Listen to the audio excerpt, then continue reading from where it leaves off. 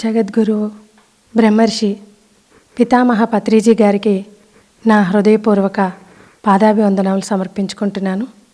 మహిళా ధ్యాన మహాచక్రం 2 కార్యక్రమాన్ని వీక్షిస్తున్న మాస్టర్స్ అందరికీ కూడా నా హృదయపూర్వక నమస్కారములు. నా పేరు అన్నపూర్ణ అండి. మాది ఆంధ్రప్రదేశ్లోని తూర్పుగోదావరి జిల్లా మండపేట గ్రామం. మా వారి పేరు నల్లమిల్లి విజయభాస్కర్ రెడ్డి. మరి నేను 2006లో సుధా మేడం ద్వారా ఈ ధ్యాన మార్గం గురించి తెలుసుకున్నాను. అప్పటి నుంచి కూడా నేను ధ్యానం చేస్తున్నాను. మరి 2007లో బ్రహ్మర్షి పితామహ పత్రిజీ రాజమండ్రి వస్తున్నారని తెలిసి నేను అక్కడికి వెళ్ళడం జరిగింది. అక్కడ గురువుగారు 2 గంటలన్నర ధ్యానం చేయించారు. ఆ ధ్యానంలో నేను అంతులేని ఆనందాన్ని పొందాను. అంతులేని ఆనందం అంటే అనిపించవచ్చు, మీరు ఇప్పటివరకు సంతోషంగా లేరా అని ఎవరికైనా అనిపిస్తుంది, ఆనందంగా లేరా అని. ఉన్నాను, అదే ఎంతో ఆనందం అనుకున్నాను. ఎందుకంటే చక్కగా చూసుకునే భర్త, ఒక పాప బాబు ఉన్నారు నాకు. నేనేది కావాలనుకుంటే అది లభించే సంపదలు ఇచ్చాడు భగవంతుడు. మరి ఆనందం మామూలుగా చూస్తే ఒక స్త్రీకి ఎంతకైనా కావాల్సిందేముంది? ఆనందంగా ఉన్నాను. కానీ అంతకు మించిన ఆనందం అనేది ఇంకొకటి ఉంది అని నేను ఆ రోజు ధ్యానం ద్వారా తెలుసుకున్నాను. ఎప్పుడైతే 2 గంటలన్నర ధ్యానం చేశానో నా లోపల నుంచి ఏ కారణం లేకుండా, మనకు ఆనందం కావాలంటే ఒక కారణం ఉండాలండి. ఏదో ఒక కారణంతో కానీ మనకు ఆనందం రాదు.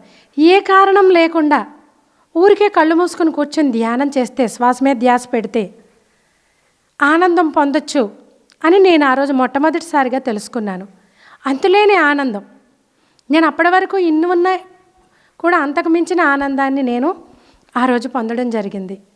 ఎప్పుడైతే నేను అంత ఆనందాన్ని ఆ రోజు పొందానో, నేను ఆ ధ్యానంలోంచి బయటకు వచ్చిన తర్వాత నా అంతటి నాకుగా నేనేదైతే ఆనందాన్ని పొందానో దీనిని అందరికీ పంచాలి అని నాకు అంతరాత్మ ఒక ప్రబోధము వచ్చింది. నా ఇన్నర్ నుంచి ఒక మెసేజ్ వచ్చింది. ఆ మెసేజ్ ప్రకారంగా నేను ఒక నిర్ణయం తీసేసుకున్నానండి. నేను నిజంగా ఆ రోజు గురువు గారిని స్టేజ్ మీద చూశాను, కానీ వెళ్ళి షేక్ హ్యాండ్ కూడా తీసుకోలేదు. కానీ నా అంతటి నాకుగా అంతరాత్మ నుంచి వచ్చిన మెసేజ్ ఏంటంటే, నువ్వేదైతే ఆనందాన్ని పొందావో దాన్ని అందరికీ పంచు. ఓకే, నాకు ఎంత వీలైతే అంత నేను చేస్తాను, నేను అందరికీ ఈ ఆనందాన్ని పంచుతాను అని ఆ రోజు నాకు నేనుగానే ఒక నిర్ణయం తీసుకోవడం జరిగింది. ఆ నిర్ణయం ప్రకారంగా నిజంగా నాకు ధ్యాన ప్రచారం అంటే ఏంటో తెలీదు, ధ్యానం ఎలా తెలియచెప్పాలో కూడా తెలీదు. కొద్ది రోజులకి నాకు సీనియర్ పిరమిడ్ మాస్టర్ వీర జగదీశ్వరి మేడం పరిచయం అయ్యారు. ఆమె పరిచయంతో ఆమె ఏం చెప్పేవారంటే, నువ్వు మీ అమ్మగారు ఊరిలో, అత్తారు ఊరిలో, ఇలా ఈ చుట్టుపక్కల గ్రామాలన్నీ కూడా ధ్యానం తెలియదు. అప్పుడు వీళ్ళందరికీ నువ్వు ధ్యానం తెలియచెప్పాలరా అని నాకు చెప్పేవారు ఆ మేడము. చెప్తే సరే అమ్మా అని చెప్పేసి అన్ని ఈ చుట్టుపక్కల గ్రామాలన్నిటిలో కూడా ఈ ధ్యానాన్ని అందించడం, ధ్యానం క్లాసులు ఏర్పాటు చేయడం.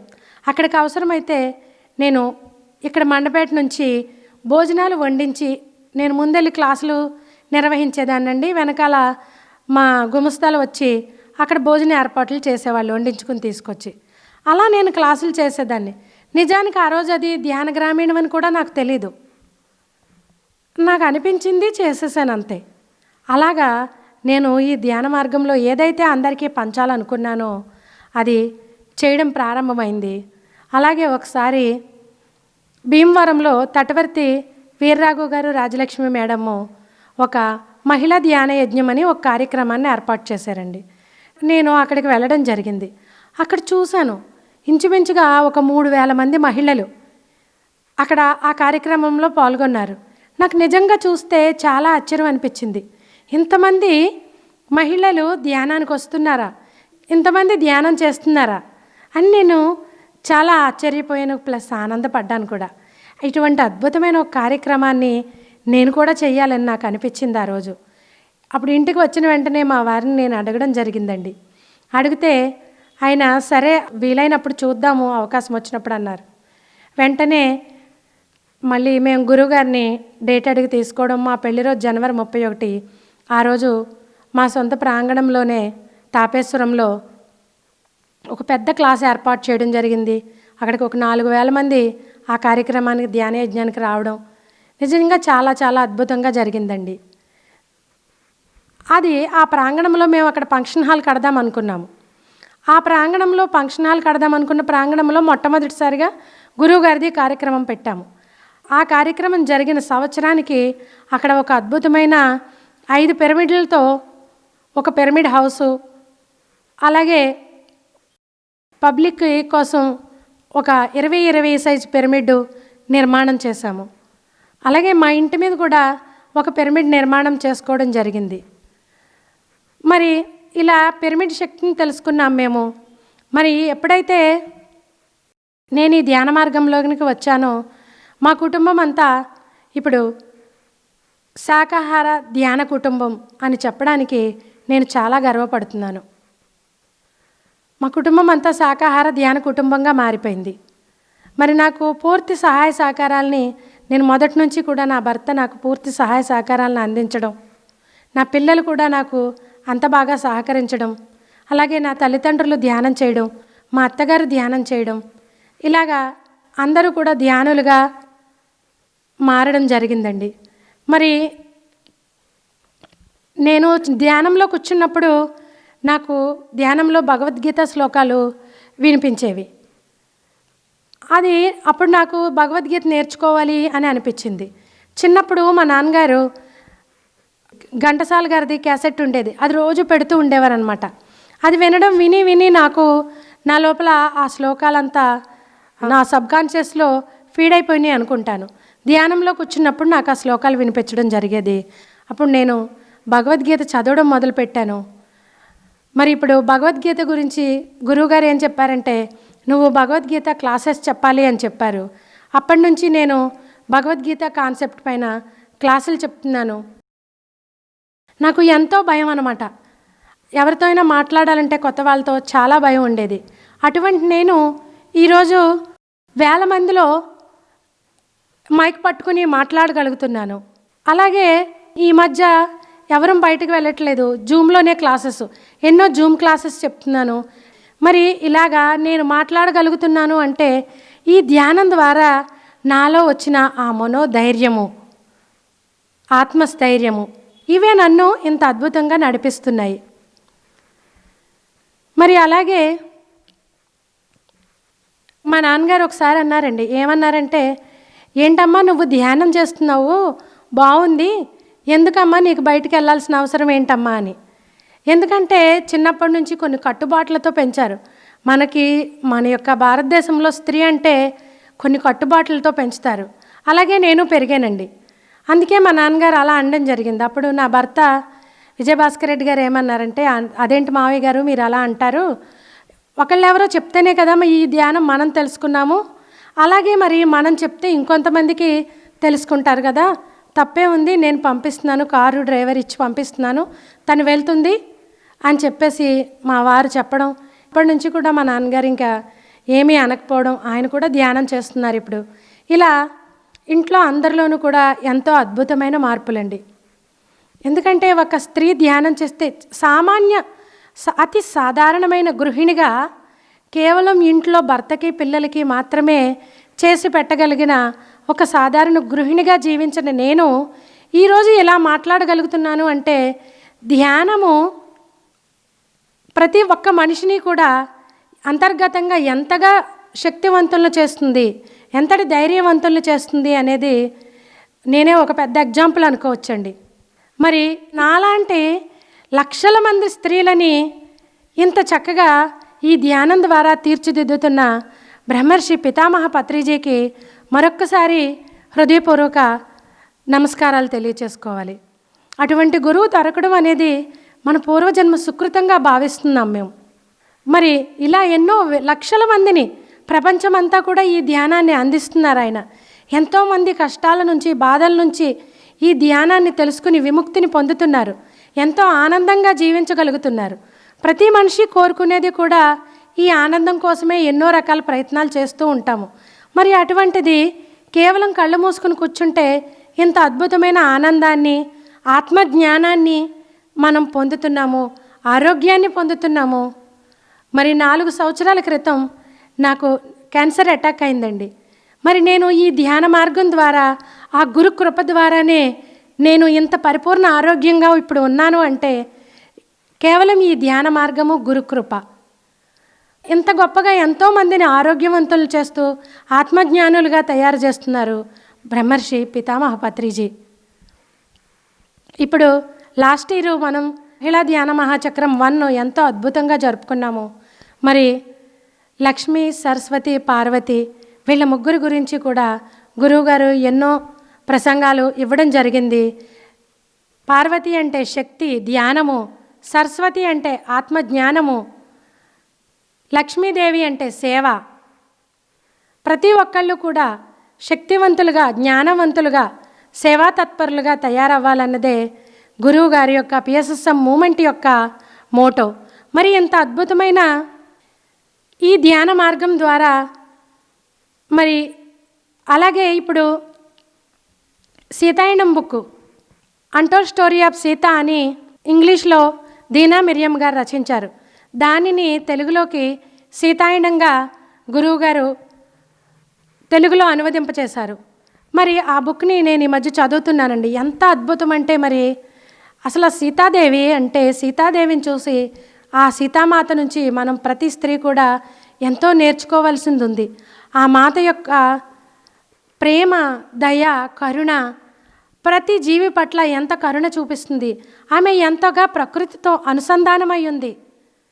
ఎందుకంటే ఎక్కడ ఏ జీవి బాధపడినా అమ్మ వెళ్ళిపోతుంది, సీతామాత వెళ్ళి ఆ జీవికి బాధార్పణిస్తుంది. ఎక్కడో అడవుల్లో ఒక జంతువు బాధపడుతూ ఉంటే, ఏదైనా అనారోగ్యంతో బాధపడుతూ ఉంటే అమ్మకి తెలిసిపోయేది.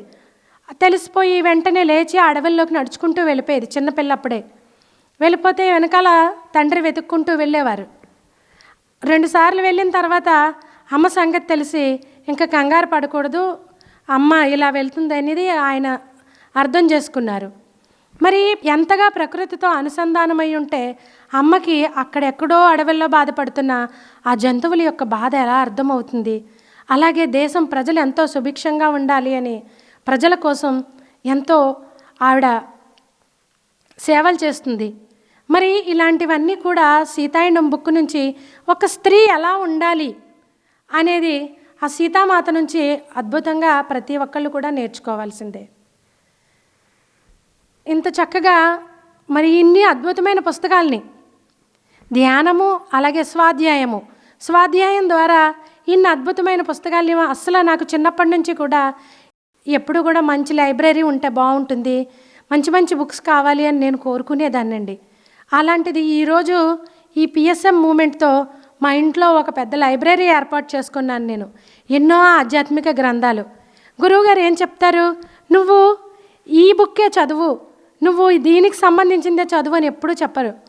మన హిందూ మతంలో ఎన్నో ఆధ్యాత్మిక సంస్థలు, అన్నిటి నుంచి కూడా మనం నేర్చుకోవాలంటారు.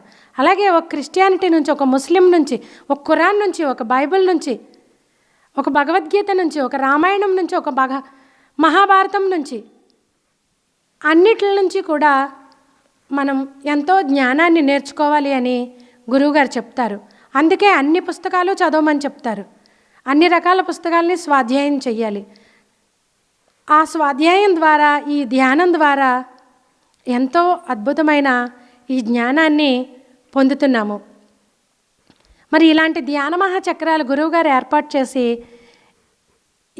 ఎన్నో లక్షల మందిని ఈ ధ్యాన మార్గంలోకి తీసుకురావడము, మరి ఎన్నో లక్షల కుటుంబాలు ఈరోజు ఆనందంగా జీవిస్తున్నాయి అంటే గురువుగారు అందించిన ఈ ధ్యాన మార్గం ద్వారానే. వివేకానందుల వారు అంటారండి, ఏమంటే ప్రపంచాన్ని ప్రగతి పదం వైపు నడిపించడానికి 500 మంది పురుషులు ప్రయత్నిస్తే 1 సంవత్సర కాలం పడుతుందట. అలాంటిది ఒక 50 మంది స్త్రీలు అతి కొద్ది కాలంలో ప్రపంచాన్ని ప్రగతి పదం వైపు తీసుకెళ్ళగలరు అని చెప్తారు. అంతటి శక్తివంతులు స్త్రీలు అని వివేకానందుల వారు చెప్పడం జరిగింది. మరి మనలో ఉన్న శక్తిని మనం తెలుసుకోలేకపోతున్నాం. స్త్రీ అంటే నేనేం చేయగలను, నేను కేవలం అల్పులము అనుకుంటున్నాము. స్త్రీలు ఎంతో శక్తివంతులు. స్త్రీలో అనంతమైన శక్తి చైతన్యం ఉంది. ఇక్కడ మహిళా ధ్యాన మహాచక్రము అంటే కేవలం ఇక్కడ ఫిజికల్గా అనిపించే స్త్రీ అని కూడా కాదు గురువుగారు చెప్పేది. ప్రతి వ్యక్తిలోనూ కూడా 2 తత్వాలు ఉన్నాయి. స్త్రీ పురుష తత్వాలు 2 ఉన్నాయి. అర్ధనారీశ్వర తత్వము. మనలో ఉన్న ఆ స్త్రీ తత్వాన్ని మేల్కొల్పుకున్నప్పుడు ఏమవుతుంది? ఈ భూమి మీద స్త్రీ శక్తి అనేది పెంపొందించబడుతుంది. ప్రేమ, కరుణ, దయ, శాంతి అనేది ఈ భూమి మీద నెలకొల్పబడతాయి. అప్పుడు ప్రపంచమంతా ఎంతో శాంతియుతంగా ఉంటుంది అనేది ఈ యొక్క మహిళా ధ్యాన మహాచక్రాల నుంచి మనం తెలుసుకోవచ్చు.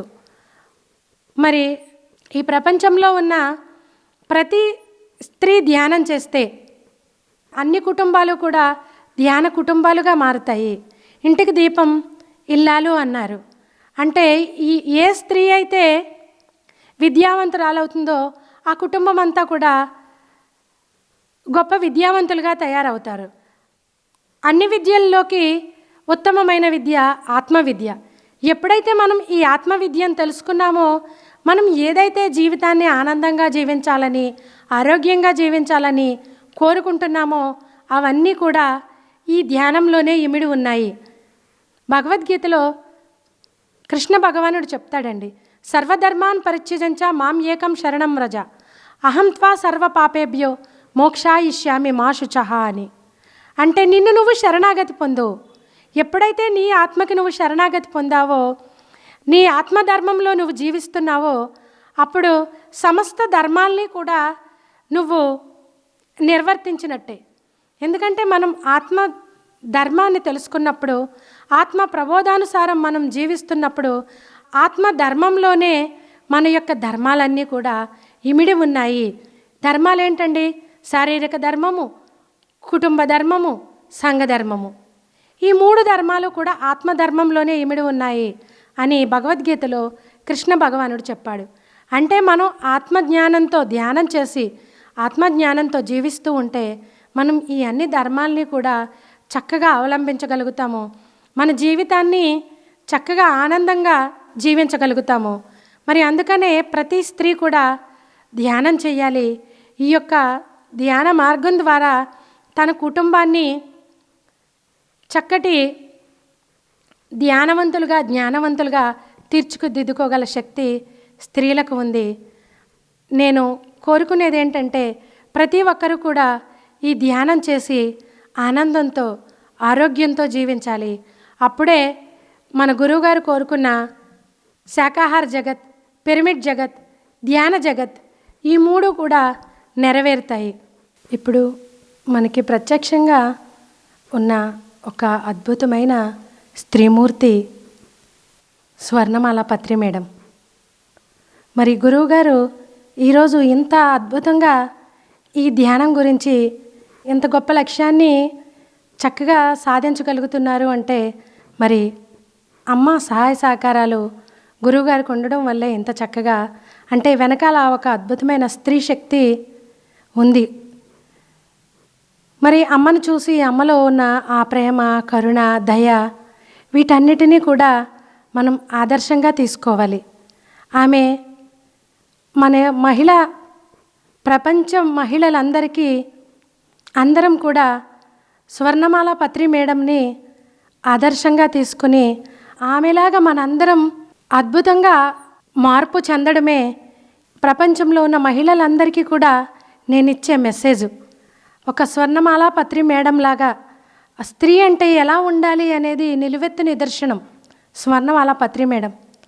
అమ్మలాగా అందరం కూడా చక్కగా తయారు కావాలి, చక్కటి స్త్రీమూర్తులుగా అవ్వాలి అనేదే నా యొక్క ఈ మహిళా ధ్యాన మహాచక్ర సందేశము. మరి ఇంత అద్భుతమైన ధ్యాన మార్గాన్ని, ఈ అవకాశాన్ని నాకు ఇచ్చిన బ్రహ్మర్షి పితామహ పత్రిజీకి, అమ్మ స్వర్ణమాల పత్రి మేడంకి నా మరొక్కసారి హృదయపూర్వక పాదాభివందనములు. Thank you.